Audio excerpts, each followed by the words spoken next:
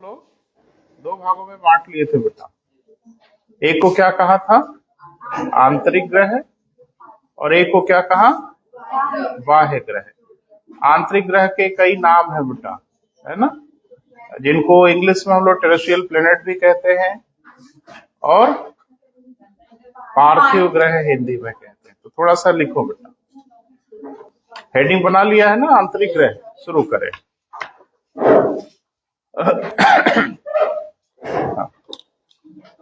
लिखिए, वे ग्रह जो सूर्य के चारों ओर, वे ग्रह जो सूर्य के चारों ओर आंतरिक कक्षाओं में चक्कर लगाते हैं।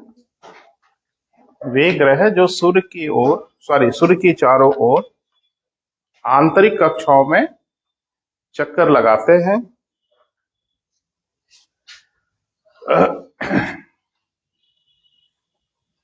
हो गया बेटा। आकार में छोटे होते हैं,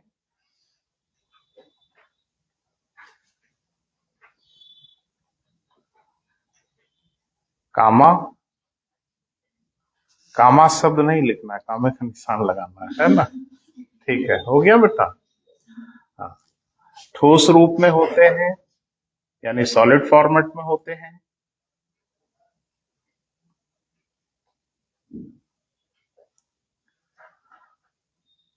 तो एक बात तो समझ में आ ही रही है कि सारे के सारे ग्रह ठोस नहीं है, क्योंकि इनको अगर ठोस रूप में डिमार्केट किया गया है तो कहीं ना कहीं कुछ तो गड़बड़ है ना बेटा। लिखेंगे हम लोग।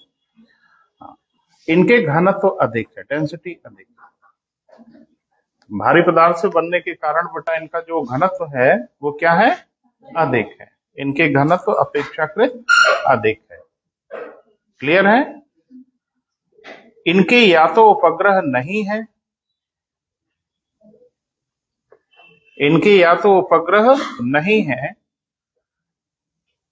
या बहुत कम है। इनके या तो उपग्रह नहीं है या क्या है बेटा? बहुत कम है। तो इसके अंतर्गत कितने ग्रह हो गए बेटा? 4। देखें, निम्न ग्रह आंतरिक ग्रह कहलाते हैं।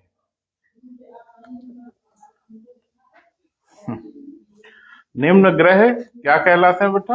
आंतरिक ग्रह कहलाते हैं। तो नाम लिखो, 1 2 3 4, एक के नीचे एक लिखना। ठीक है, कागज वगैरह ज्यादा मत बचाइए। एक, पहला कौन है बेटा? बुध। बुध माने इंग्लिश में? Very good. शुक्र, वीनस। फिर कौन बेटा? पृथ्वी, अर्थ, मंगल, मार्स। ठीक है।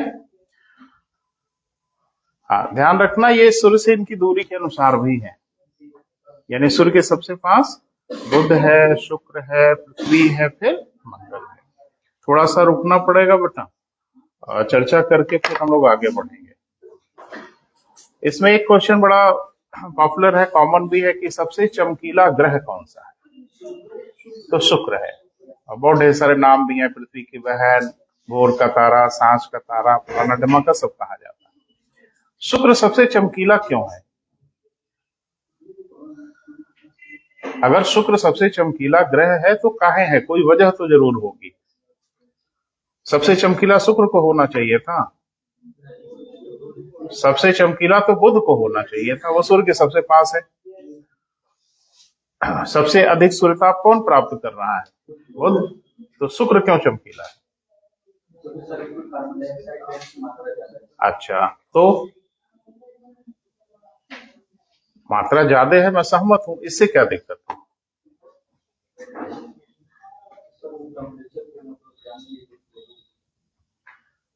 टेम्परेचर को जाने नहीं दी। पृथ्वी के वायुमंडल में कार्बन है कितना है? लगभग 0.03%।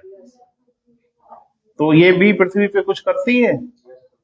ये पृथ्वी पे ग्रीन हाउस प्रभाव उत्पन्न करती है। जोर से बोलिए। ताप लेती है, ताप देती है या बाढ़ में? परीक्षा में पूछेगा शुक्र के सबसे चमकीला होने का कारण क्या है, और एक विकल्प मिल जाएगा, ग्रीन हाउस इफेक्ट, और उत्तर वही होगा। ग्रीन हाउस इफेक्ट से धरती से कोई लेना देना नहीं है। थोड़ा सा बात कर ले इससे। ग्रीन हाउस क्या है? देखो, दो चीजें बेटा, ग्रीन हाउस अलग चीज है और ग्रीन हाउस इफेक्ट अलग चीज है। ये अलग बात है कि ग्रीन हाउस में ग्रीन हाउस इफेक्ट होता है, लेकिन ग्रीन हाउस में जो ग्रीन हाउस इफेक्ट होता है वो इफेक्ट कहीं और भी होता है, और जहां जहां ये इफेक्ट होगा वो ग्रीन हाउस रहे न रहे, ग्रीन हाउस इफेक्ट कहलाएगा। कार धूप में खड़ी करते हो तो अंदर से बहुत गर्म हो जाती है, क्या हो रहा है उसके अंदर? Green house effect. Car green house है, तो ग्रीन हाउस क्या है ये हम जानना चाहते हैं। ध्यान से सुनना, ग्रीन हाउस एक अलग चीज है और ग्रीन हाउस इफेक्ट एक फेनोमेना है। वो फेनोमेना जहां, जैसे कांच का आप एक घर बना लो, जिसके विंडोज वगैरह एक पूरी दीवार कांच की बना लो, और उस पर अगर सूर्य ताप आता हो तो वो कमरा सबसे अधिक गर्म हो जाएगा। क्यों होगा? क्योंकि उस कमरे में होगा ग्रीन हाउस इफेक्ट। तो जहां जहां वो घटना होगी बेटा, हर जगह कहलाएगा क्या? Green house effect. लिख लो एक लाइन, लिखे। शुक्र ग्रह के, नोट बना के लिखो, शुक्र ग्रह के कुछ लोग तो बोले बिछड़े मित्र हमारे बहुत देर से आ रहे हैं भाई। हाँ, लिखें, शुक्र ग्रह क्या है बेटा? सबसे चमकीला ग्रह कहलाता है, क्योंकि शुक्र के वायुमंडल में 96% से अधिक, लिखो बेटा जल्दी जल्दी, आज पढ़ना बहुत है। क्योंकि शुक्र के वायुमंडल में 96% से अधिक अकेले कार्बन डाइऑक्साइड गैस विद्यमान है, जो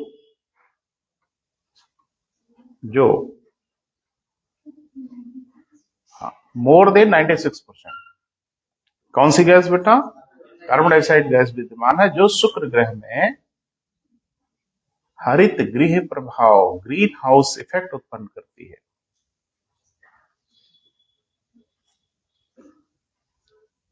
नहीं लिख पा रहे हो बेटा? पीछे नाक को खुजला रहे हो, लग रहा है कुछ गड़बड़ है। ठीक है, हाँ, बॉडी लैंग्वेज है ये सब, सर खुजलाना, नाक खुजलाना, कुछ गड़बड़ी है।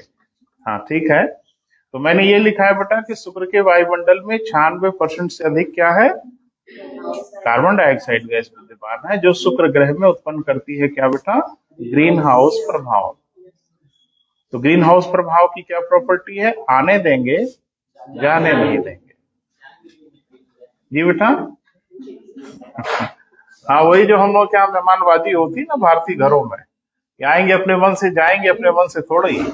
तो सूर्यताप आता जरूर है बेटा, लेकिन वो जान नहीं पाता, उसको हिंडर करता। ऐसा क्यों? ऐसा क्यों? हाँ, मैंने एक दिन आपको बोला था यहीं पे खड़े होके, साइंस जब मैं पढ़ा रहा था, तो कि जो वस्तु जितनी गर्म होती है उससे जो ऊर्जा निकलती है वो उतनी ही छोटी तरंगों के रूप में निकलती है। तुलनात्मक रूप से, छोटा बड़ा एक तुलनात्मक शब्द होता है, कोई छोटा नहीं होता, बड़ा भी नहीं होता। सूर्य से अगर कोई गर्म होगा, उससे एनर्जी उससे छोटी तरंगों के रूप में आएगी, है ना बेटा? तो छोटी तरंगों के लिए जो हमारा वायुमंडल है वो ट्रांसपेरेंट होता है, पारदर्शी होता है, नहीं रोक पाता। लेकिन जब वो सूर्यताप धरती पे आता है, धरती गर्म होती है, फिर बाद में धरती उस उष्मा को जब रिलीज करती है तो इसको पार्थिव विकिरण कहा जाता है, टेरेस्ट्रियल रेडिएशन कहा जाता है। ये हमेशा मूल तरंगों से बढ़ी हुई तरंगों के रूप में होती है। यानी धरती जब पार्थिव विकिरण करती है उस वेवलेंथ पे नहीं करती जिस वेवलेंथ उसने उष्मा को लिया था, वरन उसकी उष्मा क्या होती है बेटा? बड़ी तरंगों के रूप में होती है। और उन तरंगों के लिए जो वायुमंडल है वो पारदर्शी नहीं रह जाता, रोकता है। और एक दिन मैंने बताया था कि क्षोभ मंडल में ऊंचाई के साथ साथ तापमान काहे घटता है। पढ़ा होगा ना, भूगोल पढ़ा होगा तो किसी टीचर ने बताया होगा कि जो ट्रोपोस्फेयर है इसमें जैसे जैसे हम ऊपर जाते हैं तापमान घटता जाता है, और घटने का रेट एकदम फिक्स है, प्रत्येक 165 मीटर की ऊंचाई पे 1 डिग्री सेल्सियस। तो सूर्य तो ऊपर से आ रही है गर्मी, तो ऊपर जाके तापमान बढ़ना चाहिए, जबकि ऊपर तापमान घट रहा है। हिमालय की चोटियों पे साल भर बर्फ जमी रहती है। हिमालय की चोटियां तो हमसे आपसे करीब हैं सूर्य के, बोले बेटा, तो वहां तो और गर्मी होनी चाहिए थी, और भले ना हो तो उसमें इतनी तो होनी ही चाहिए, लेकिन वहां साल भर ठंडक रहती है।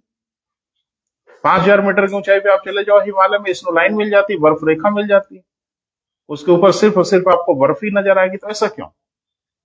इसी वजह से, क्योंकि वायुमंडल ऊपर से नहीं गर्म होता, नीचे से गर्म होता है। वायुमंडल प्रत्यक्ष सूर्यताप से नहीं गर्म होता, वायुमंडल पार्थिव विकिरण से गर्म होता है। और चूंकि पार्थिव विकिरण से गर्म होता है, इसलिए नीचे गर्मी ज्यादा रहती है और ऊपर धीरे धीरे गर्मी घटती चली जाती है। क्लियर है? वायुमंडल पढ़ाएंगे तो विस्तार से बात करेंगे। चले आगे बढ़ेंगे। जोवियन ग्रह, बाह्य ग्रह, हेडिंग बनाइए। अगला क्या है बेटा? जोवियन ग्रह या बाह्य ग्रह।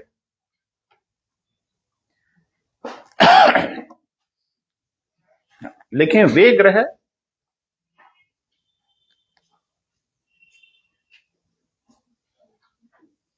ग्रह जो सूर्य के चारों ओर अपेक्षाकृत बाहरी कक्षाओं में चक्कर लगाते हैं। वे ग्रह जो सूर्य के चारों ओर अपेक्षाकृत, कहां बेटा? बाहरी कक्षाओं में चक्कर लगाते हैं, बाह्य ग्रह कहलाते हैं।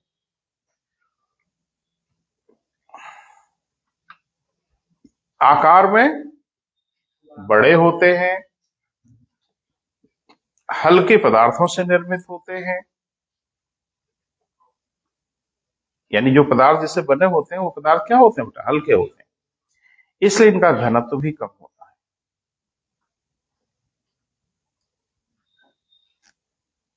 डेंसिटी भी कम होती है। क्लियर है? इनके बड़े उपग्रहीय परिवार होते हैं, यानी उपग्रहों की संख्या इनकी क्या होती है बेटा? बहुत ज्यादा होती है।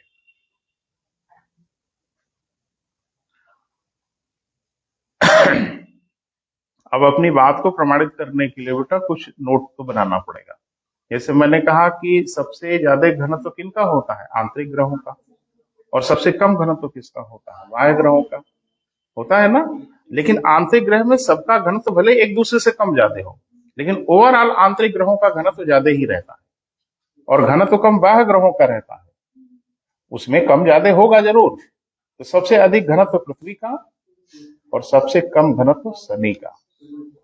पृथ्वी आंतरिक ग्रह में है, शनि बाह्य ग्रह में। नोट बना के लिखो। सर्वाधिक घनत्व, डेंसिटी,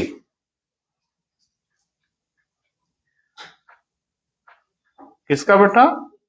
पृथ्वी का। तथ्य भी लिखोगे? लिखने उखने में बड़ा मजा आता है, बताने में तकलीफ हो जाती है ना। तो लिख लो भैया, 5.5 ग्राम पर क्यूबिक सेंटीमीटर पृथ्वी का घनत्व यही है। प्रति घन सेंटीमीटर, नहीं लिख पा रहे हो? 5.5 ग्राम प्रति घन सेंटीमीटर। घनत्व जो होगा ना बेटा, वो क्यूब में होगा। शनि का भी याद है? जब कम ज्यादा पढ़ा था तो याद भी कर लेना चाहिए था। तुम हमेशा मुंह ढके रहते हो, कोरोना से डर लगता है? अच्छा, आसपास के लोगों से चलो, अच्छा हंसी आती है तो हंसी आए तो हंसते रहो, मुस्कुराते रहो। ठीक है, कोई बात नहीं, कोई बात नहीं। चलो, ये तो बढ़िया तरीका है कि हंसी आती है तो मुंह ही बांधे रहे। चलिए बेटा, तो कल से हम भी ढक होके आते हैं, क्योंकि हंसी हमको भी आ जाती है। चले बेटा, लिखे 0.70, 0.70, 0.70 लिखा नहीं जा रहा है बेटा। पहले जो बोल रहे हैं वो पहले लिख लीजिए। एडवांस उतना ही बढ़िए जितना बढ़ने के लिए बोला जाए। पहले जो डिजिट बोली जा रही है उसको लिखें। 0.70 ग्राम प्रति घन सेंटीमीटर, ये शनि का है, सबसे कम है। तो आज राज की बात मालूम चली कि हंसी की वजह से ऐसा था। चलो, अच्छी बात है भाई। हो गया बेटा। नोट नंबर 2, ये तो पहला हो गया ना बेटा। अच्छा, अभी नोट नंबर 2 बनाओ। अच्छा, इसमें 4 कौन कौन से हैं बेटा, नाम जरा गिना दो।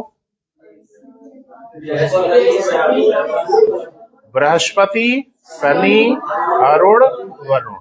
यानी अगर इंग्लिश में बोले तो जुपिटर, सैटर्न, नेपच्यून, यूरेनस, यही ना बेटा। चारों का नाम पहले लिखो। लेकिन बाह्य ग्रहों के अधीन। अच्छा, ये हंसी वसी ज्यादा क्यों आती मालूम है? हाँ, थोड़ा बात कर लेते हैं। समस्या गंभीर है। ये सारा मामला हार्मोन का है। तो एक डॉक्टर से मिलो और बताओ कि सर हमको हंसी आती है, वो एक इंजेक्शन लगाएगा। ठीक है, हार्मोन का, और हंसी ठीक हो जाएगी। चलो आगे बढ़ो। चलो चलो, इंजेक्शन लगवा लो, सही हो जाएगा। आगे लिखो बेटा। 4 कौन कौन है बेटा, नाम लिखो चारों का। बृहस्पति, शनि, अरुण, वरुण।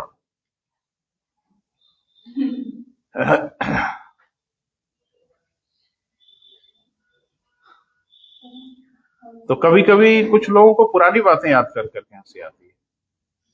तो एक बंदर ने चुटकुला सुनाया चिड़ियाघर में। तो सारे जानवर एकदम जोर जोर से हंसे, मतलब बढ़िया चुटकुला सुनाया।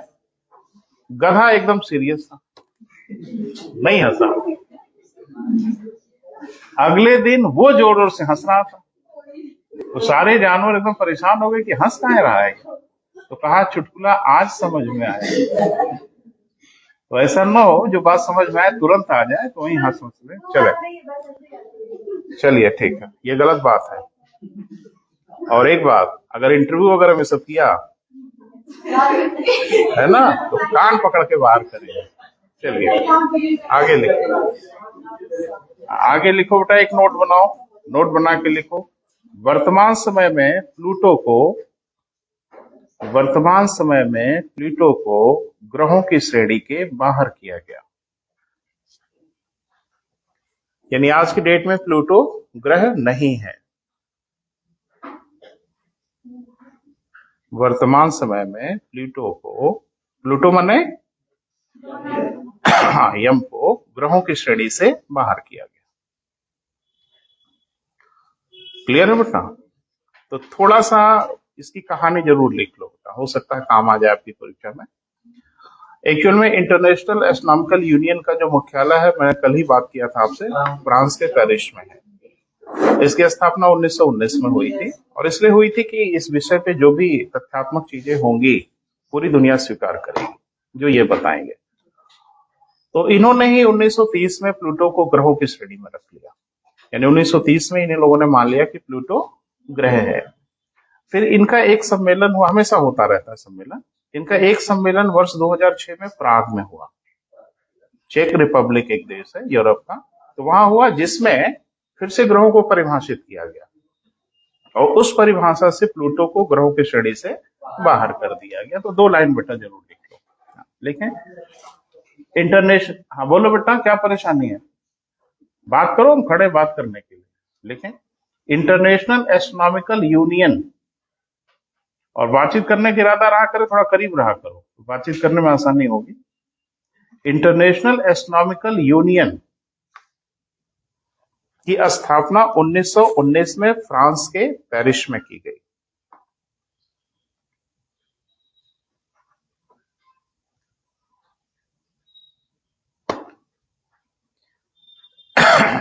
इसका मुख्यालय वही है बेटा, ध्यान रखना। कहाँ की गई बेटा? फ्रांस के पेरिस में की गई। क्लियर है? आगे 1930 में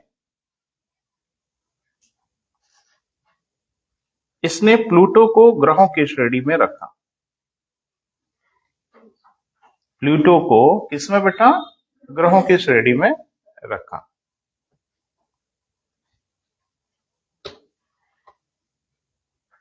ठीक है। वर्ष 2006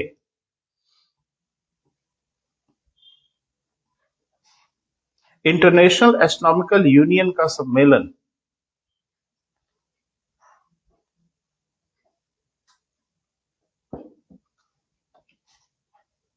इंटरनेशनल एस्ट्रोनॉमिकल यूनियन का, शार्ट में नाम लिखा करो, इंटरनेशनल एस्ट्रोनॉमिकल यूनियन का सम्मेलन चेक रिपब्लिक के प्राग में हुआ।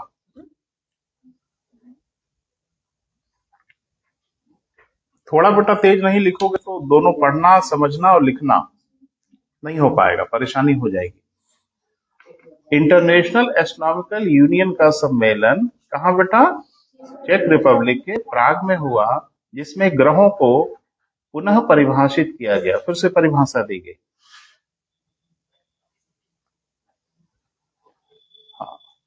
जिसके अनुसार प्लूटो को ग्रहों की श्रेणी से बाहर किया गया।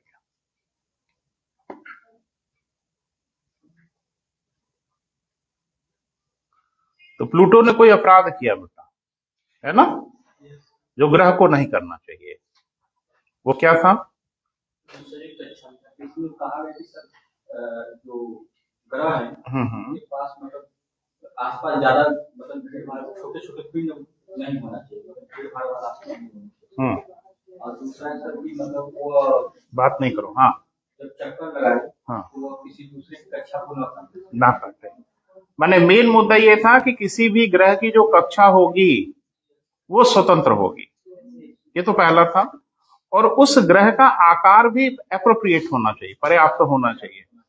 प्लूटो इस श्रेणी में नहीं आ रहा था। पहला अपराध उसका ये था कि वरुण की कक्षा को काटता, है ना बेटा, वरुण की कक्षा को काट के बीच में से घुसता था। इस बात की पूरी संभावना है कि कभी न कभी वरुण से प्लूटो की टक्कर हो सकती है, संभावना है ना, परसेंटेज भले ही कम हो, लेकिन बार बार रास्ते को क्रॉस कर रहे हो तो कभी न कभी ऐसी प्रोबेबिलिटी तो बन ही सकती है कि प्लूटो से टकरा जाए।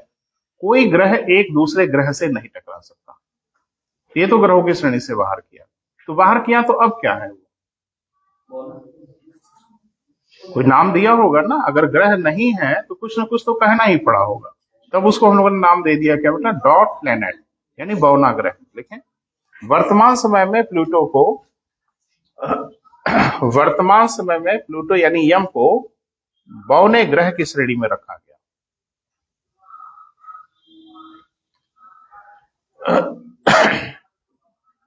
क्लियर है बेटा? तो इसमें पहले से कुछ लोग विद्यमान थे, यानी कुछ लोगों का नाम यहां पहले से था, तो उसमें लिख लो बेटा। इसके अंतर्गत, इसके मतलब किसके? बौने ग्रह के। Very good. इसके अंतर्गत एरिस, सेरेस, हैमियो, मैकमैक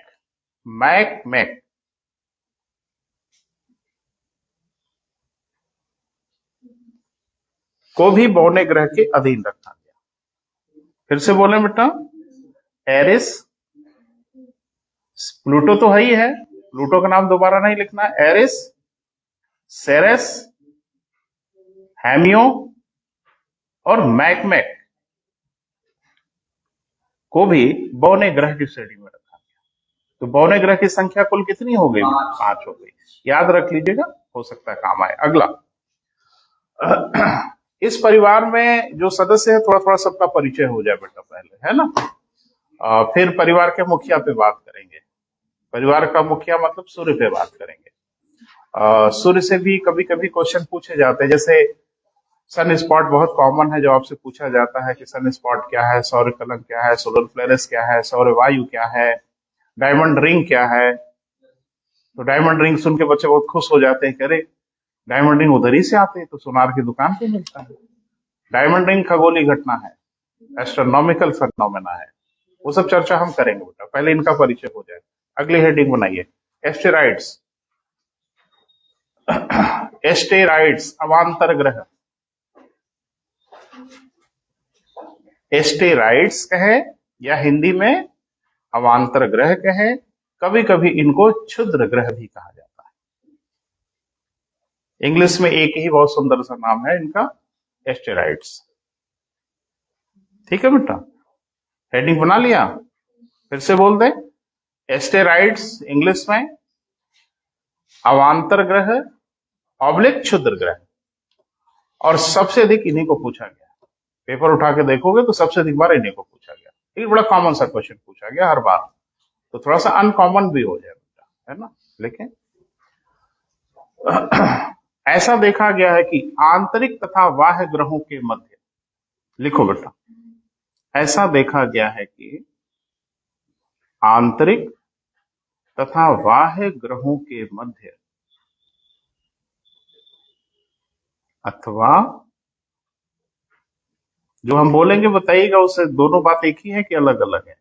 आंतरिक बाह्य ग्रहों के मध्य अथवा पार्थिव और जोवियन ग्रह के मध्य, लिखो लिखो लिखो सब लिखो, अथवा पार्थिव जोवियन ग्रह के मध्य अथवा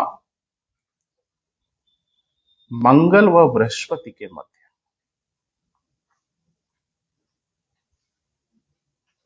मंगल व किसके बेटा? बृहस्पति के मध्य। अब जरा सा देखो, तीनों वाक्य एक ही है कि कुछ अलग है?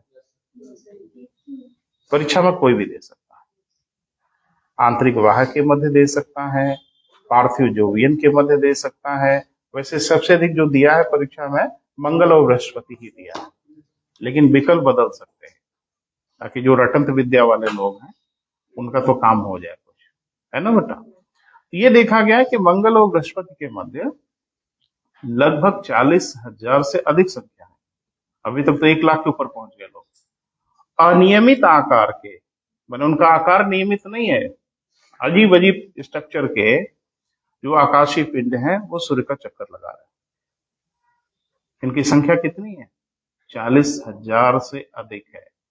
फुटबॉल के आकार से लेकर 1,000 किलोमीटर के व्यास तक के हैं। इसी के बीच में सबकी साइज है। और संख्या कितनी है बेटा? More than 40,000।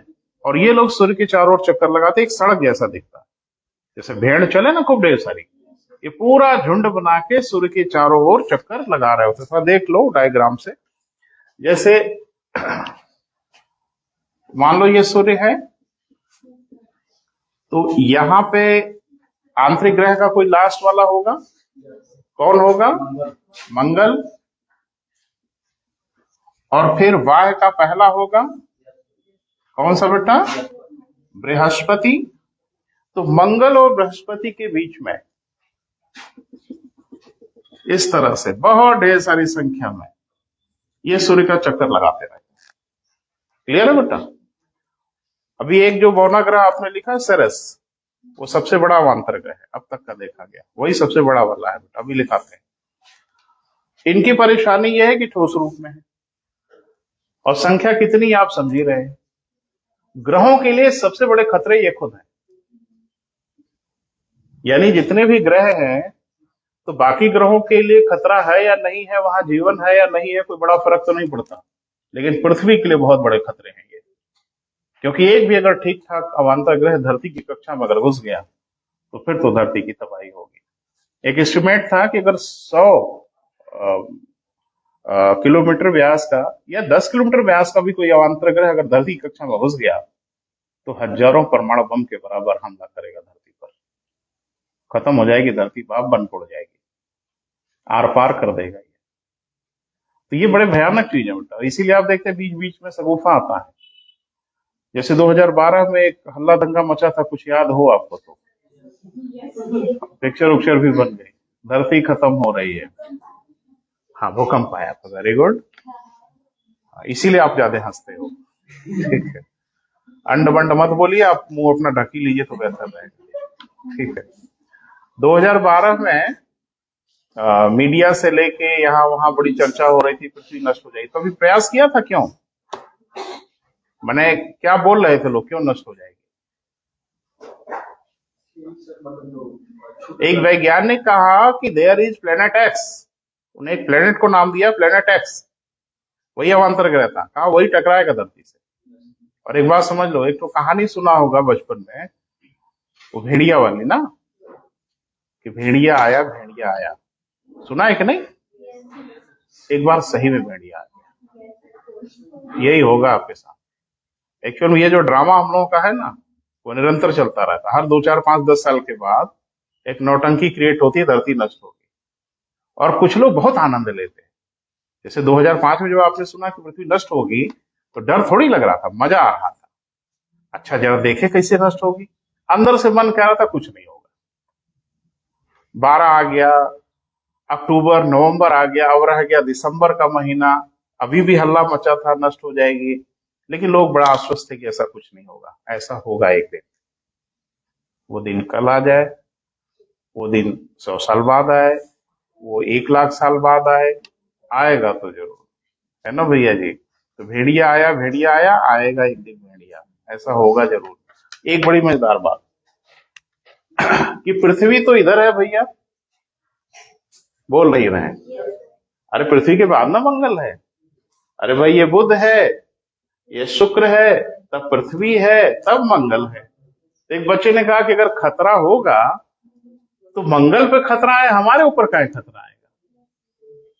बोल नहीं रहे हो, अरे नहीं समझ पा रहे हो बेटा। जैसे ये सूर्य है तो पहली कक्षा किसकी है, बुध की, फिर शुक्र की, फिर पृथ्वी की, फिर मंगल की, और साहब लोग यहां है ना, तो झेलना किसको है, मंगल झेले, हम कहे झेले। तो ऐसा है ना। अच्छा पृथ्वी यहां है, बोले बेटा, मंगल यहां है, तो अगर कोई खतरा आएगा तो बॉडीगार्ड है ना हम लोग का एक ठो, कौन, मंगल। इसलिए मंगल की बड़ी पूजा वूजा की जाती है, ठीक है। अच्छा एक चीज बताओ, अगर कोई पिंड इधर मूव कर गया तो सामने कौन पड़ेगा, मंगल। अच्छा मंगल हमेशा धरती के सामने मौजूद रहता है कि हमें आपको सुरक्षा देनी है अवान्तर ग्रह से। अरे साहब मंगल कभी इधर चला जाता है और धरती से कह के जाता अब झेलो, हम चले उधर, और कोई अगर आ गया इधर से तो हमला आपके ऊपर, बुद्ध तक जाके गिरते हैं, पृथ्वी तो छोड़ दी। अच्छा मंगल यहां रहेगा हमेशा जरूरी है, मालूम चला आप इधर हो और मंगल कहीं इधर है, अब कौन बचाएगा आपको, चंदा मामा। अरे चंदा मामा खुद बच जाए तो बड़ी भारी उपलब्धि है, ठीक है। चलो आगे लिखो, वो अपनी जान बचा ले, यही बड़ी बात है। चलिए हो गया बेटा, हेडिंग खाली बनाया है ना, कुछ लिख लिया है, संख्या वगैरह लिख लिया है। लास्ट लाइन बोलो ना बेटा, क्या लिखा, ऐसा मंत्र मत पढ़ो, एक आदमी को बोलो। हाँ आप बोलो बेटा। ऐसा लिखा है कि अंतरिक्ष अथवा ग्रहों के मध्य अथवा पार्थिव जोगित ग्रह के मध्य अथवा मंगल और बृहस्पति के मध्य। हाँ लगभग 40,000 की संख्या में अनियमित आकार के पिंड,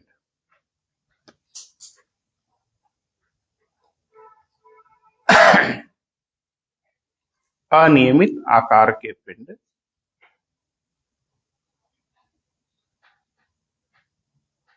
सूर्य का चक्कर लगाते हैं।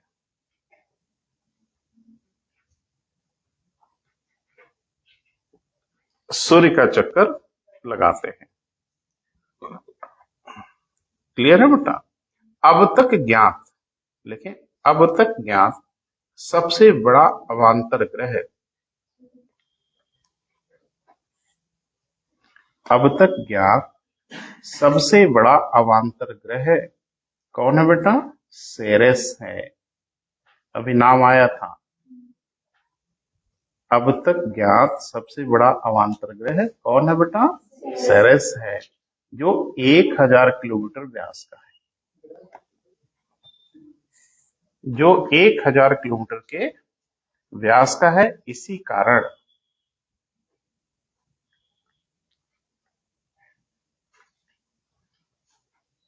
तो सबसे बड़ा अवान्तर ग्रह कौन है बेटा, सेरेस है, क्लियर है।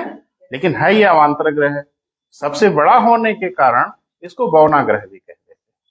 जो उस लिस्ट में भी आपने देखा जहां हम लोगों ने बौना ग्रह कहा तो वहां सेरेस का नाम भी आया था, क्योंकि इसकी साइज बहुत बड़ी है बेटा, 1000 किलोमीटर का व्यास बहुत छोटा नहीं है, इसलिए है तो ये अवान्तर ग्रह है, लेकिन साइज के अकॉर्डिंग इसको बौने ग्रह की श्रेणी में रख दिया गया। बौना ग्रह एक जगह नहीं है, वो इधर उधर बिखरे हुए हैं, लेकिन जो भी होंगे सबको बौने ग्रह की श्रेणी में रखा जाएगा। क्लियर है, आगे बढ़े।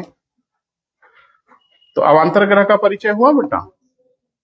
परीक्षा में मैंने 3-4 दफा देखना, आप भी सॉल्व पेपर में देखना मिलेगा, जब भी पूछा तो यही पूछा है कि अवांतर ग्रहों की कक्षा कहाँ है। तो विकल्प में वही हमेशा मंगल और बृहस्पति आता रहा है, लेकिन कुछ ट्विस्ट कर सकते हैं ना बेटा, तो सावधान रहिए। दूसरा, पृथ्वी के एक तरफ मंगल है, बोल नहीं रहे हैं, और एक तरफ शुक्र है। भाई पृथ्वी के दोनों तरफ दो ठो पहरेदार हैं, एक तरफ तो मंगल है, एक तरफ शुक्र है। पृथ्वी के नजदीक कौन है? बराबर दूरी पर है दोनों। अरे भाई पृथ्वी मंगल और शुक्र के बीच में है ना, तो कोई ना कोई पृथ्वी से करीब होगा, या तो शुक्र करीब होगा या तो मंगल करीब होगा, या दोनों बराबर दूरी पर होंगे। तो ये ध्यान रखना बेटा, 1-2 बार आपसे पूछा गया है कि पृथ्वी के नजदीक मंगल नहीं है, शुक्र है ना बेटा। आगे बढ़िए, परिवार के और सदस्य की बात की जाए। लिखे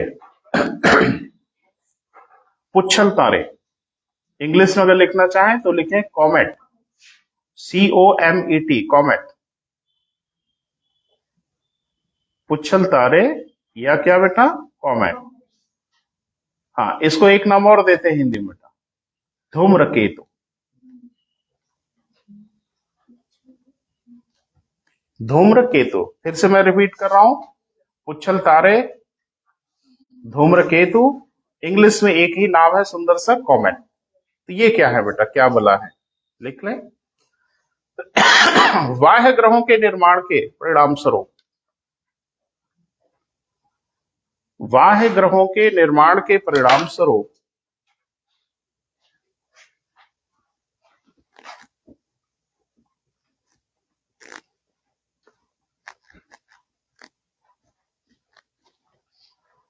शेष बचे हुए पदार्थों से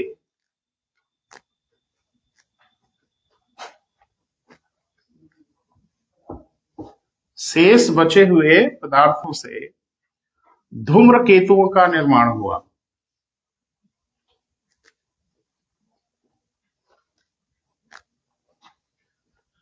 धूम्रकेतुओं का क्या हुआ बेटा?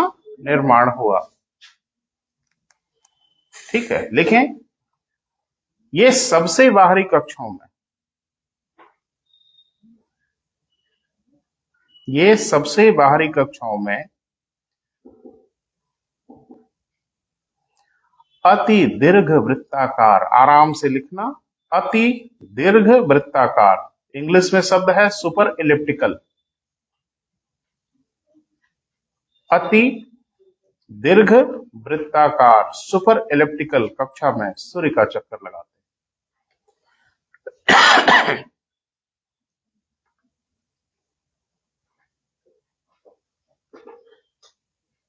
तो अभी ग्रहों की गति वगैरह बेटा आएगा, अगला चैप्टर हम बात करेंगे आपसे विस्तार से, लेकिन चूंकि ये नाम आ ही गया है तो थोड़ा सा इसके बारे में जाने।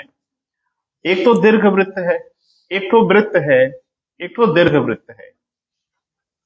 इसमें कोई गणित वणित का छात्र रहा है, मैथ वगैरह कभी पढ़ा है तो पैराबोला का आइडिया होगा, पैराबोला कैसा होता है, वृत्त का आइडिया होगा, वृत्त कैसा होता है, सर्किल का आइडिया होगा कैसा होता है, दीर्घ वृत्त का आइडिया भी होगा कैसा होता है। देखो जरा, वृत्त, और देखो डायग्राम चाहे जैसा बना हो, ये बनाया मैंने वृत्त है ना। तो वृत्त की क्या खासियत होगी, इसके सेंटर से इसकी परिधि पर कहीं भी रेखा खींचे वो एक बराबर होगी, जिसको हम लोग क्या बोलते हैं बेटा? त्रिज्या, रेडियस कह देते हैं। किसी वृत्त में एक केंद्र होता है, वृत्त में क्या तो केंद्र होता है? एक होता है। दीर्घ वृत्त में 2 केंद्र होता है। क्लियर है बेटा? नहीं क्लियर है तो सुन लो, वास्तव में ये 2 पैराबोला होता है, और अगर कभी पढ़ा होगा तो पैराबोला का एक केंद्र होता है, और 2 पैराबोला अगर है ये तो डेफिनेटली यहाँ पे 2 केंद्र होगा, एक इधर होगा, एक इधर होगा। इसको बोलते हैं F1, इसको कहते हैं F2, फोकस 1, फोकस 2। अब इस डिजाइन को देख के ही बात बहुत क्लियर हो रही है कि अगर एक कृत्रिम हम इसका केंद्र मान भी ले, मान लो ये है इसका केंद्र, तो इस केंद्र से इस परिधि पर हर रेखा एक बराबर लंबाई की नहीं है। क्लियर है? कम से कम इसके दो एक्सट्रीम एक्सिस दिखेंगे, दो इसके चरम अक्ष दिखेंगे। एक तो आपको दिख ही रहा और एक ये। इस दीर्घवृत्त में सबसे लंबी लाइन होगी और इस दीर्घवृत्त में यह सबसे छोटी लाइन होगी। सहमत है? इसको कहा जाता है मेजर एक्सिस, इसको कहा जाता है माइनर एक्सिस। इसको दीर्घ अक्ष कहा जाता है, इसको लघु अक्ष कहा जाता है। ठीक है, तो हंसी के ढेर सारे साधन भी लेके चलते हैं। चलो, बड़ा अच्छा है भाई, इसी कारण तुमको हंसी ज्यादा आती है। चलो ठीक है, तो जब मामला गंभीर हो उसी समय तुम्हारा हंसी वाला कोई एपिसोड आता है। चलिए कोई बात नहीं। तो इसको क्या बोलेंगे बेटा? दीर्घ अक्ष। इसको सब पढ़ लो, अभी ग्रहों की गति वगैरह पढ़ाएंगे ना बेटा, तो इसकी जरूरत पड़ेगी। और इसको क्या कहते हैं ना? लघु अक्ष। जबकि वृत्त में हर अक्ष एक बराबर लंबाई का होता है। हर एक्सिस क्या होता है ये बेटा तो बंद कर लिया करो बेटा, घबराओ नहीं, आराम से। अच्छा, इतने लोग बैठे हो, सबका घंटी बजने लगे भैया जी, फिर तो मुसीबत हो जाएगी। ये सब इटिकेट होता है बेटा, क्लास का एक सभ्यता जिसको कह ले वो होता है। क्लास में घुसने के पहले अपने मोबाइल को वाइब्रेशन में कर ले। और मुझे नहीं पता कि प्रधानमंत्री के बाद आप ही हैं इस देश में, कब इमरजेंसी कॉल आ जाए आपको आदेश देना पड़े हमला कर दो। तो ऑनलाइन बने रहिए, कोई घबराने की जरूरत नहीं है, लेकिन वाइब्रेशन में कर लो तो ज्यादा अच्छा है। चले,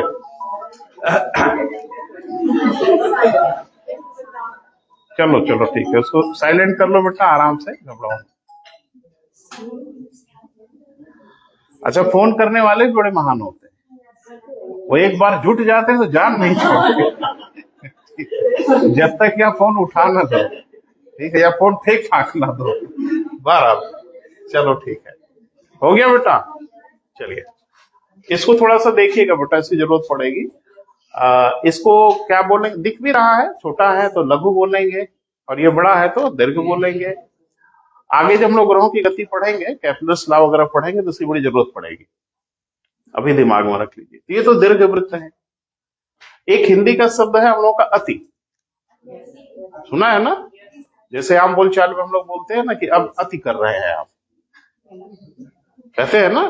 जैसे बोलते बोलते कोई ज्यादा बोलने लगे तो हम लोग क्या बोलते हैं? अति कर रहे हैं आप। तो नाम जहां अति आता है उसका अर्थ होता है कुछ ज्यादती हो रही है, तो ज्यादती कर रहे।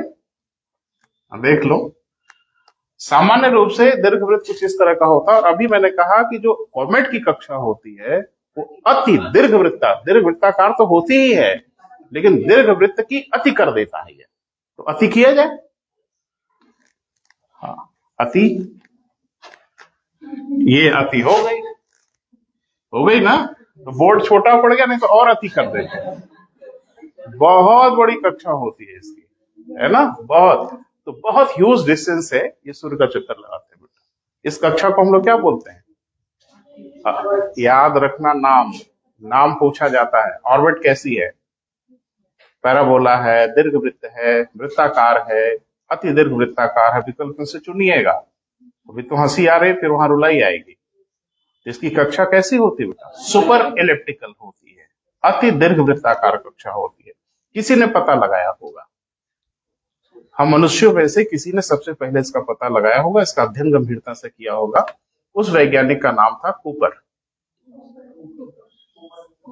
तो इसीलिए उन्होंने अपने नाम पे ही नाम रख दिया कूपर बेल्ट, कूपर पट्टी। शुरुआत करें, लिखें।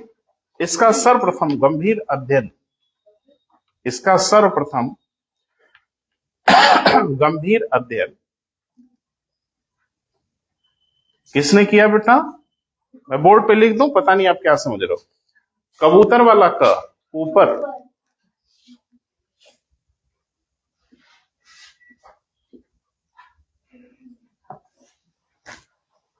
अध्ययन ऊपर ने किया। उन्होंने बताया कि सूर्य के चारों ओर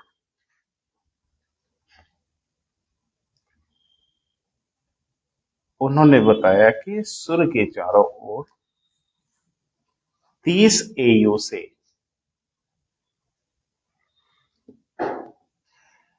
क्या बेटा 30 AU से 50 AU के मध्य 30 AU से कितना बेटा 50 AU के मध्य धूम्रकेतु सूर्य का चक्कर लगाते हैं।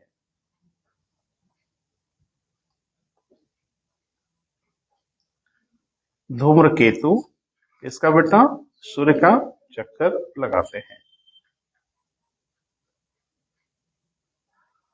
इसी कारण इसे माने इस पट्टी को, इसी कारण इसे कूपर पट्टी कहा गया, कूपर बेल्ट कहा गया।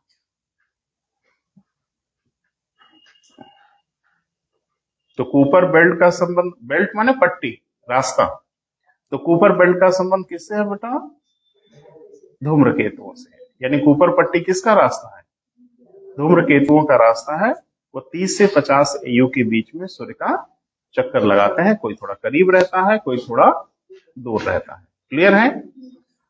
पीछे बेटा जो अभी बच्चियां दो है, AU का मतलब क्लियर हो रहा है बेटा?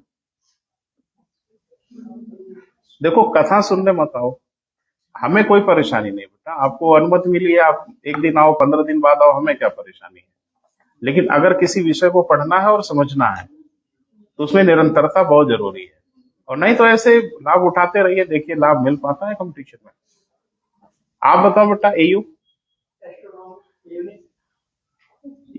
फिर से बोलिए। यूनिट, हाँ क्या है ये?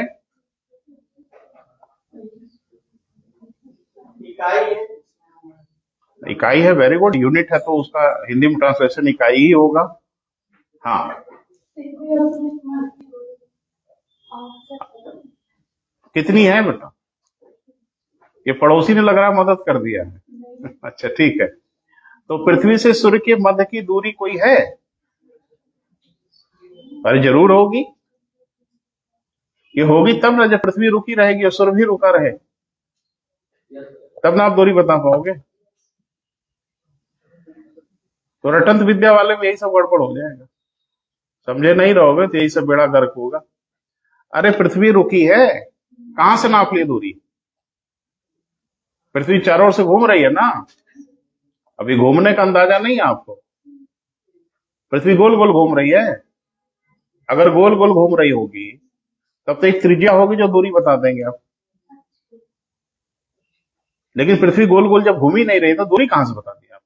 पृथ्वी कैसे घूम रही है आपको हम बता रहे हैं। खेल मत खेलो बेटा, खेल हो जाएगा जिंदगी के साथ, है ना। पढ़ना है तो गंभीरता से पढ़िए, और नहीं तो फिर पढ़ लीजिए ना, पढ़ ही रहे हैं।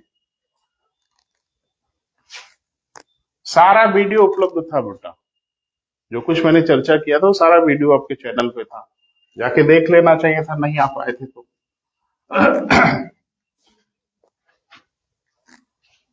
सूर्य अगर यहां है तो पृथ्वी की कक्षा कुछ ऐसी है। कहां से नाप लिया आपने? मैंने कहां से नाप लिया पृथ्वी और सूर्य के बीच की दूरी? इस तरह के रास्ते पे पृथ्वी चलती है। अरे रुको बेटा, बात करने दो। तो पृथ्वी कभी यहां भी होगी, कभी यहां भी होगी, कभी यहां भी होगी, कभी यहां, तो कब नापा था आपने? जब सबसे करीब आ गई थी। देखो हमें पढ़ाना बेटा, हम तो पढ़ाएंगे ही, मेरा काम है, और आपको भी पढ़ाते, बहुत लोगों को पढ़ाते हैं। इस पढ़ाई का क्या उपयोग आपको करना है ये आप फैसला करो। बहुत कुछ हम नहीं बोलेंगे, लेकिन आप काफी समझदार हैं। इस पढ़ाई का क्या उपयोग आपको करना है ये आपको फैसला करना है। इस पढ़ाई को करके सिपाही की परीक्षा देनी है, जाके दीजिए, हमसे क्या लेना देना है। लेकिन हम तो सिविल सर्विसेज के लिए पढ़ाएंगे और पूरी हनक से पढ़ाएंगे, और परीक्षा देंगे तो आपको समझ में आएगा। लेकिन परेशानी है बेटा ना कि पढ़ाई को, अच्छा एक बात खुद ही बताओ आप लोग, अगर इतनी आसानी से हर कोई जिंदगी में सफल हो जाए तो फिर असफल कौन होगा? अगर सब कुछ इतनी सहजता से जिंदगी में मिल जाए तो फिर जिंदगी की जंग किसे कहते हैं? अभी देखा नहीं है बच्चों को, जिंदगी हथेली पर रख लिया है, या तो जान रहेगी या तो नौकरी रहेगी। तो ऐसे लोगों के साथ आपका मुकाबला है और कर रहे हैं आप मनोरंजन, तो करिए, हमें कोई आपत्ति नहीं है बेटा। मेरे सुधारने से अगर कोई सुधर जाए तो दुनिया सुधर जाए। आपके माँ बाप सुधारने के पीछे लगे रहते हैं, हम लोग सुधारने के पीछे लगे रहते हैं, आपके जो वेल विशर्स हैं वो आपको सुधारने की कोशिश करते हैं, कहाँ सुधरते हो आप? लेकिन एक दिन सब कुछ शीशे जैसा साफ हो जाएगा, वो 2 4 5 साल का मामला है, सब कुछ क्लियर हो जाएगा, है ना। अभी उम्र ना आपकी ऐसी ही रहेगी ना समय रुका रहेगा, समय बीत रहा है।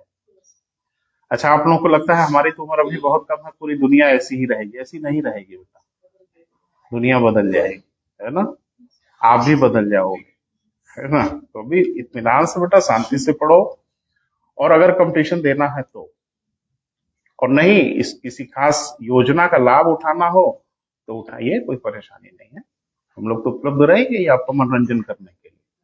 चलिए आगे बढ़िए। एयू एस्ट्रोनॉमिकल, ये औसत दूरी है बेटा। पृथ्वी सूर्य के चारों तरफ हमेशा एक बराबर दूरी पर नहीं होती। ये औसत दूरी कहां से निकाला गया होगा?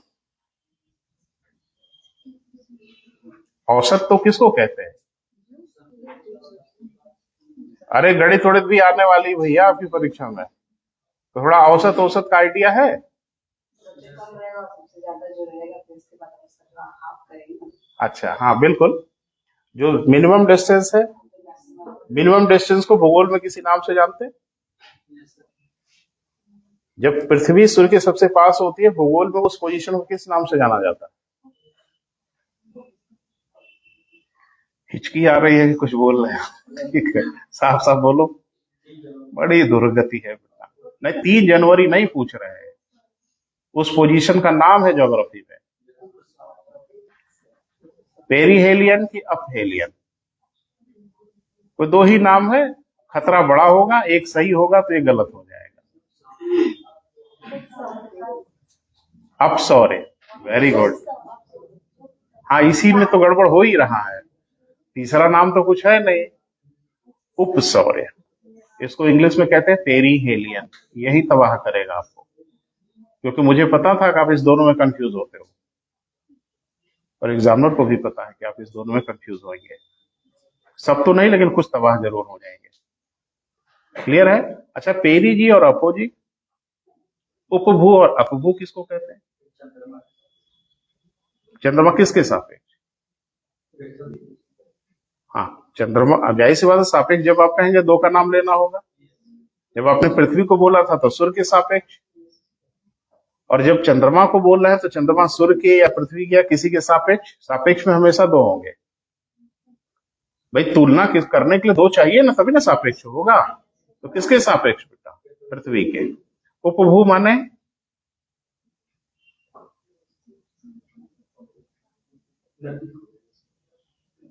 मेरा चेहरा मत पढ़िए, ठीक है, नहीं बॉडी लैंग्वेज अध्ययन कर रहे हैं हमारे मित्र, बोल के देख रहे हैं रिस्पांस क्या आ रहा है, ठीक है, नहीं बिल्कुल सही बोल रहे हैं, हम घबराइए नहीं, सब पढ़ लो, छोटे छोटे नाम बेटा यही घेर लेते हैं कभी कभी।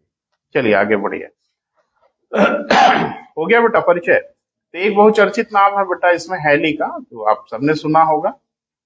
हैली इसी तरह का एक धूम्रकेतु है। हैली ने उसका अध्ययन किया था, वैज्ञानिक का नाम था हैली, उन्हीं ने अपने नाम पे इसको नाम दे दिया। 76 वर्षों में एक चक्कर लगाता है, यानी पृथ्वी के 76 वर्ष के बराबर उसका 1 वर्ष होता है, यानी उसको एक चक्कर लगाने में 76 ईयर लगते हैं। आश्चर्यचकित मत होइए, कुछ को 1000 साल लगते हैं, कुछ को इतना समय लगता है कि अभी मानवता जब से विकसित हुई है यहां तक आई है, उनका एक चक्कर नहीं हुआ। तो इतनी बड़ी बड़ी ऑर्बिट है ना बेटा, इनको चक्कर लगाने में बहुत समय लगता है। हैली तो थोड़ा करीब है, इसको 76 साल लगते हैं, और हमारे जीवन में अगर हैली एक चक्कर लगा लिया तो बहुत बड़ी उपलब्धि है। हम लोगों के मनुष्यों के जीवन में हैली का 2 चक्कर नहीं हो पाता। कितना जियोगे भैया, है ना। तो 76 साल में एक चक्कर वो पूरा करता है, अगला 76 नहीं आएगा। कुछ धूम्रकेतु ऐसे हैं जिनका भी एक चक्कर नहीं हुआ, मानवता कहां से कहां पहुंच गई। अब इनको पुच्छल तारा कहा कहते हैं। तो इनकी होती है पूंछ, इनकी होती है टेल, और ये पूंछ होती है ना हनुमान जी जैसी, जरूरत के हिसाब से बढ़ती घटती है। कभी छोटी हो जाती है, कभी बहुत छोटी हो जाती है, कभी बड़ी हो जाती है, कभी ये लाखों किलोमीटर लंबी हो जाती है। तो आखिरकार ये क्या इश्यू है, ये पूछ ऊछ का क्या मामला है? तो कोई मामला नहीं है बेटा, समझने की कोशिश करिए कि अब मान लो सूर्य यहाँ है, तो अब इस रास्ते पे जब कोई चक्कर लगाएगा तो एक बार ये सूर्य से बहुत अधिक दूरी पर चला जाएगा। और कहते हैं कि ब्रह्मांड का अति शीतल क्षेत्र है, बहुत ठंडा इलाका है, और इतना ठंडा इलाका है कि गैसें भी फ्रीज कर जाती है, माने ठोस हो जाती है, बर्फ में कन्वर्ट हो जाती है। हर पदार्थ की तीन अवस्था होती है, तीन अवस्था में होने की कंडीशन सबकी जुदा जुदा है। आपने पढ़ा है ना कि ऑक्सीजन भी लिक्विड हो जाती है, हाइड्रोजन भी तरल हो जाती है, और लिक्विड तरल ही नहीं बर्फ में बदला जा सकता है।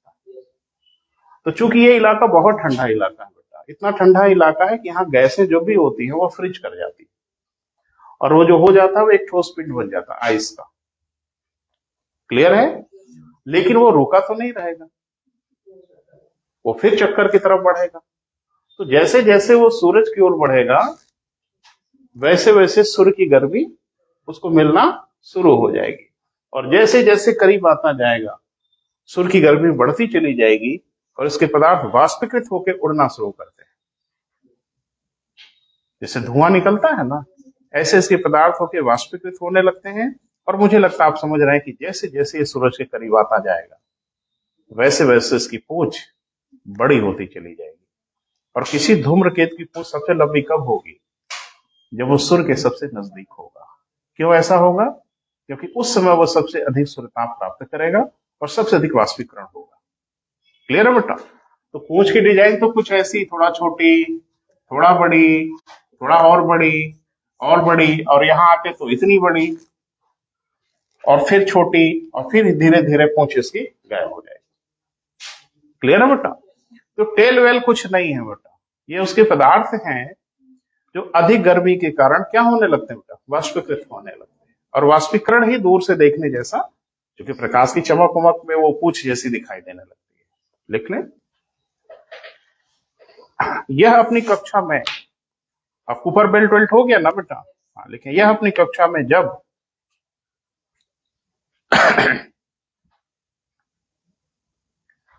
सूर्य की ओर आने लगता है तो इसके पदार्थ वाष्पीकृत होने लगते हैं। इसके पदार्थ क्या होने लगते हैं बेटा? वाष्पीकृत होने लगते हैं।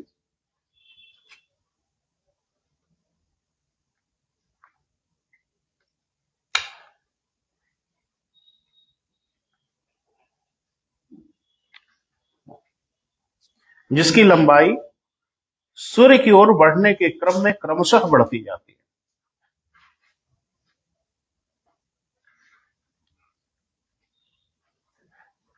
क्रमशः क्या होती है बेटा? बढ़ती जाती है।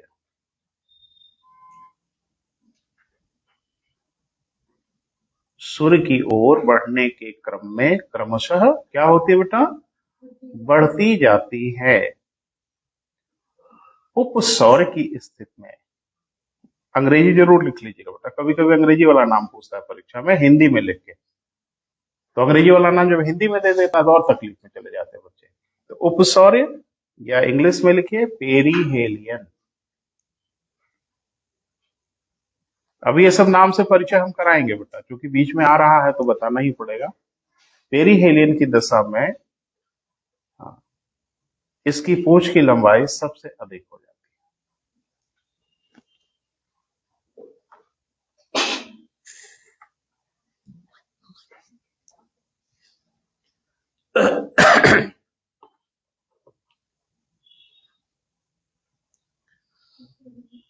सबसे क्या हो जाती है बेटा? अधिक हो जाती है। ठीक है, तो ग्रह हो गए, ग्रह कैसे बने ये सब थोड़ा सा चर्चा हुई। ग्रहों के निर्माण के बारे में मैंने बताया था कि दो सिद्धांत हैं, दो विचारधाराएं हैं। एक को हम लोग कहते हैं मोनास्टिक थ्योरी, एक को कहते हैं ड्यूअलिस्टिक थ्योरी, अद्वैतवादी और द्वैतवादी।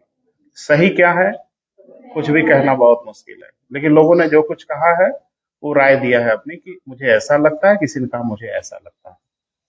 आर्टो स्मिथ ने कौन सा सिद्धांत दिया था बेटा? हाँ, द्वैत, वेरी गुड, द्वैतवादी। तो कुछ नाम था, काफी मत पलटो बेटा, अच्छा नहीं लगता। तब जबकि मैंने बताया था कि ये सिविल सर्विसेज में पूछा गया, पेपर उठा के देखो, देखो आपसे पूछा गया है कि नहीं। अंतर तारक, तो जैसे दहाड़ के बोलो ना, एकदम आवाज धीमी हो जाए। अंतर तारक धूल परिकल्पना, इंटर स्टेलर डस्ट हाइपोथेसिस। ज्वारीय परिकल्पना किसने दिया? अच्छा, जिनको नहीं आ रहा वो दूसरी ओर देखने लग रहा है, देखे ही नहीं इनकी ओर, पूछेंगे क्या ये? चलो नहीं पूछेंगे भाई, हमको क्या फर्क है, पढ़ो ना पढ़ो, क्लियर है। तो जेम्स जीन ने दिया था, इसमें किसी ने संशोधन किया था? किसने किया था? देख देख के मित्र बोल रहे हो, अच्छी बात नहीं है ना, याद करके बोलो। चलो ठीक है, आगे बढ़ते हैं बेटा। अभी इस परिवार के मुखिया पे बात होगी, है ना। इस परिवार के मुखिया कौन है साहब? सूर्य है, तो थोड़ा उन पे भी बात होगी, लेकिन पहले ग्रहों की गति पे बात कर लेते। हेडिंग बनाइए, ग्रहों की गति के नियम।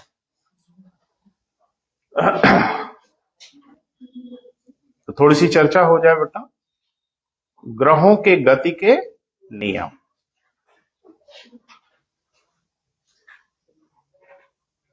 थोड़ा सा रुकिएगा बेटा, उसके बाद हम आपसे बात करते हैं।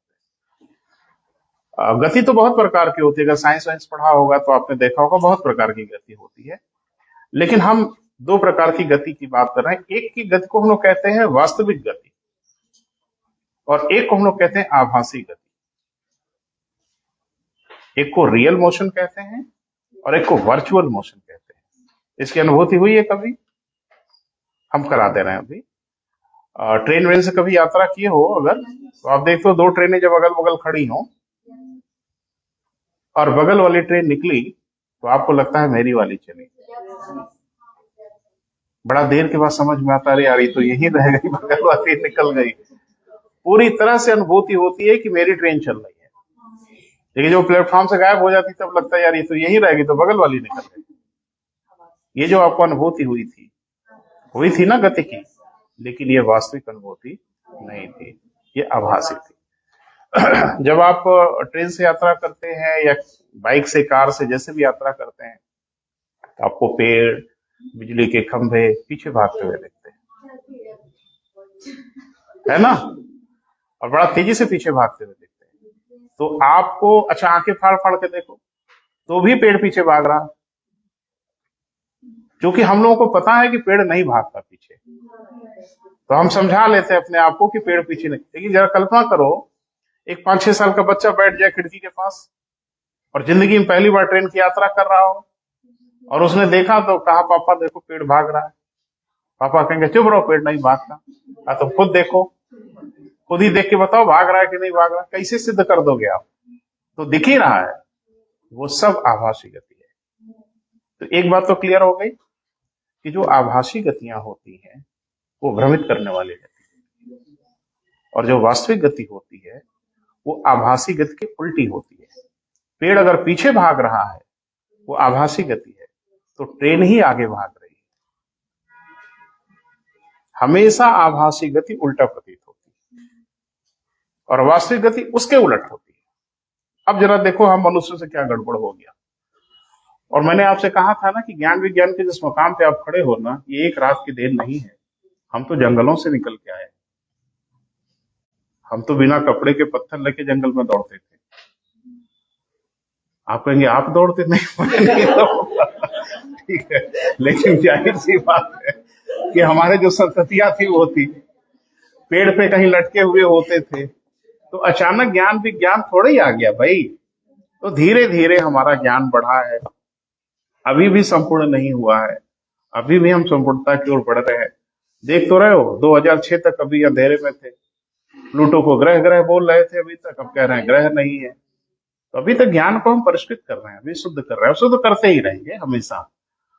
तो जाहिर सी बात है कि हर विषय का जो ज्ञान है, वो गणित हो, विज्ञान हो, भूगोल हो, कुछ भी जो ज्ञान है बेटा, वो धीरे धीरे आगे की ओर बढ़ ही रहा। साइंस में आगे बढ़ रहे हैं, मेडिकल साइंस में आगे बढ़ रहे हैं, फिजिक्स में आगे बढ़ रहे हैं, हर जगह आगे बढ़ रहे हैं।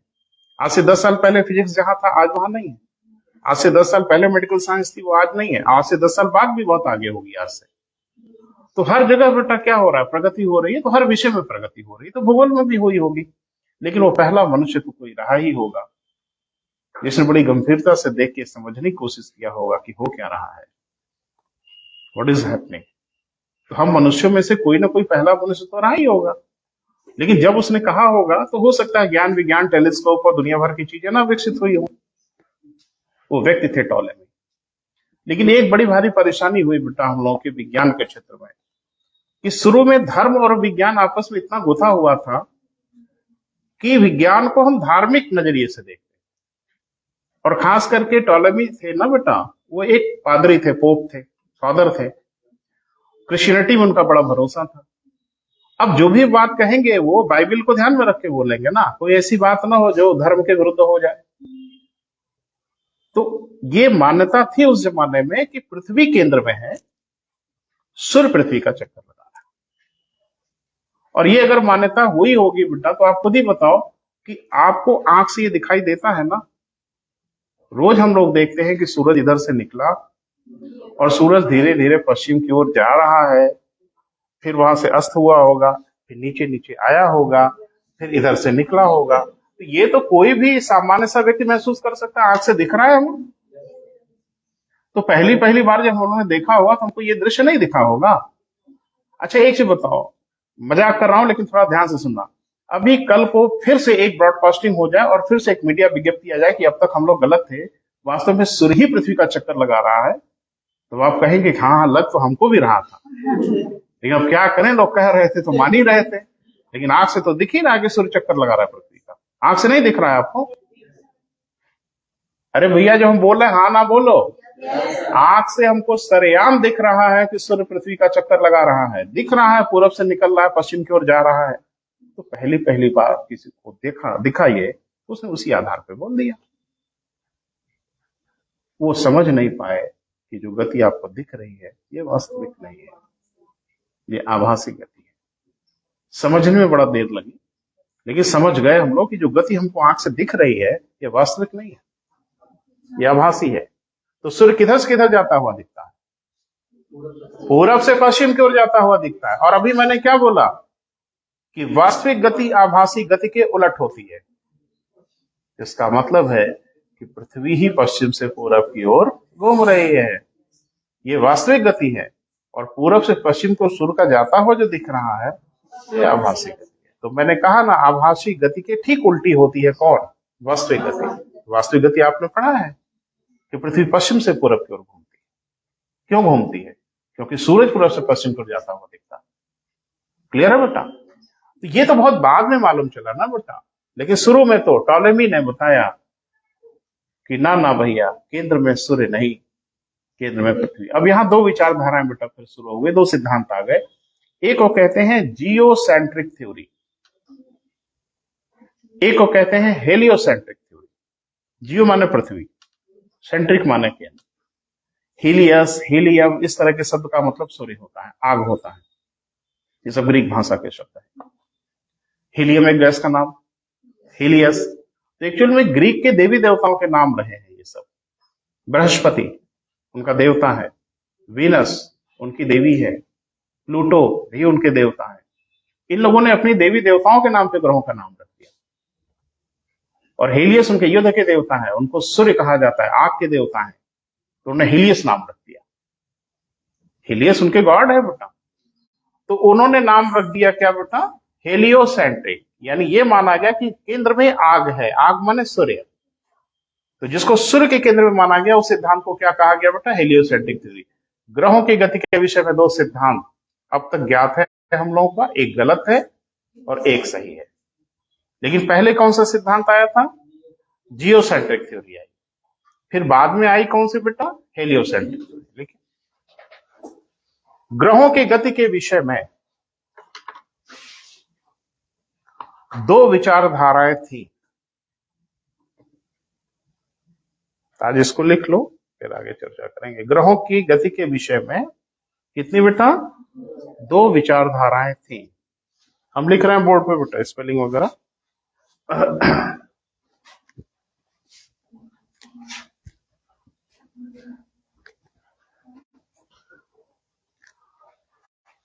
पहला जो आया वो आया क्या बेटा? जियो सेंट्रिक थ्योरी, भू केंद्रित सिद्धांत। दूसरा क्या बेटा? Helio centric theory.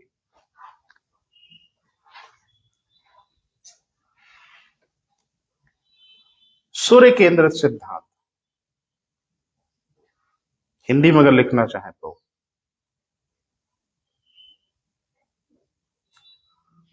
दो लाइन में थोड़ा परिचय बेटा लिख लिया जाए।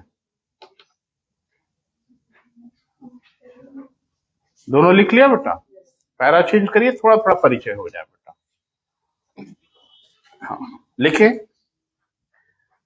जियोसेंट्रिक सिद्धांत के विद्वानों का यह मानना था कि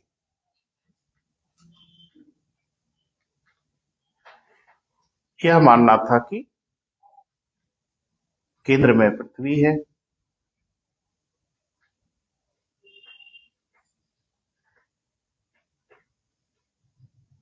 केंद्र में कौन है बेटा? पृथ्वी है। सभी तारे आदि पृथ्वी का चक्कर लगाते हैं।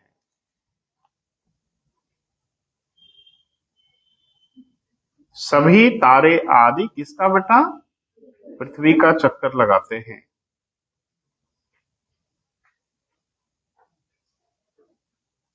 इस विचारधारा के प्रबल समर्थक टॉलेमी थे।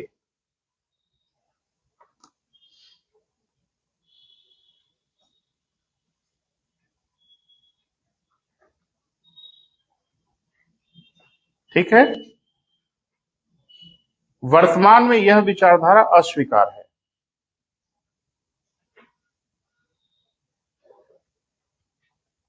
वर्तमान में यह विचारधारा क्या है बेटा? अस्वीकार्य है, मैंने इसको गलत सिद्ध कर दिया गया। तो सही कौन है बेटा आज की डेट में? Heliocentric theory. तो थोड़ा दो लाइन लिख लिया जाए आज कम से कम। हेलियोसेंट्रिक थ्योरी या सूर्य केंद्रित सिद्धांत।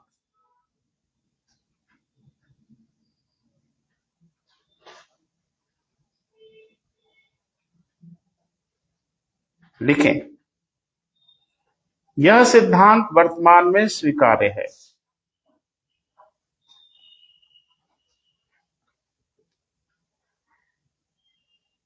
यह सिद्धांत वर्तमान में क्या है बेटा? स्वीकार्य है, जिसमें यह माना गया कि केंद्र में पृथ्वी नहीं,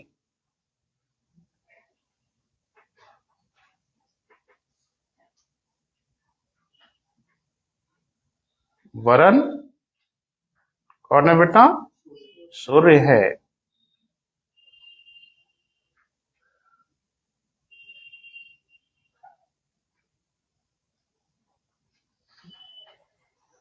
इस विचारधारा पे सर्वप्रथम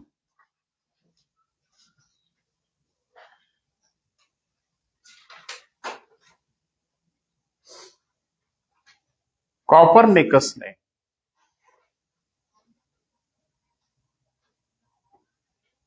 अपना विचार प्रस्तुत किया।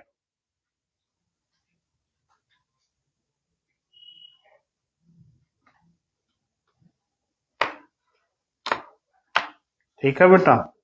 तो एक बात ध्यान से सुनिए, हम मनुष्यों में पहले मनुष्य थे कॉपरनिकस, पहले व्यक्ति थे इस धरती पर जिन्होंने ये कहा कि केंद्र में पृथ्वी नहीं, केंद्र में सूर्य है।